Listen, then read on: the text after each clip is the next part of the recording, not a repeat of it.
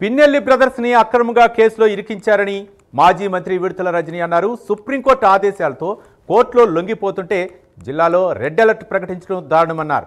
కూటమి ప్రభుత్వం వచ్చిన తర్వాత వైసీపీని అణిచివేయాలనే ధోరణిలో పల్నాడులో ప్రత్యేక రాజ్యాంగాన్ని నడపడాన్ని తీవ్రంగా ఖండించారు విడుదల రజని.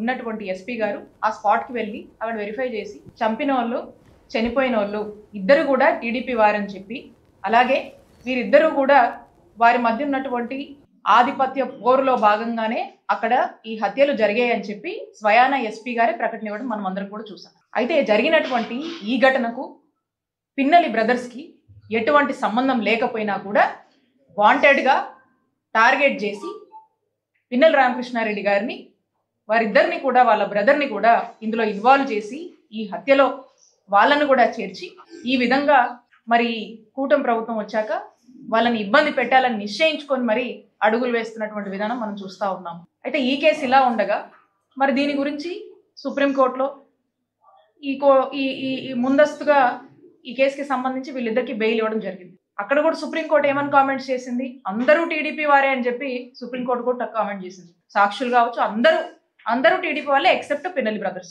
ఆ తర్వాత వీళ్ళకి ముందస్తు బెయిల్ ఇచ్చినా కూడా మళ్ళా వీళ్ళు దానికి సంబంధించి బెయిల్ వేసుకుంటుంటే ఇప్పుడు వీళ్ళే ఈ బెయిల్ రాకుండా రకరకాలుగా సృష్టించి అడ్డం పడి ఈ రోజున వాళ్ళని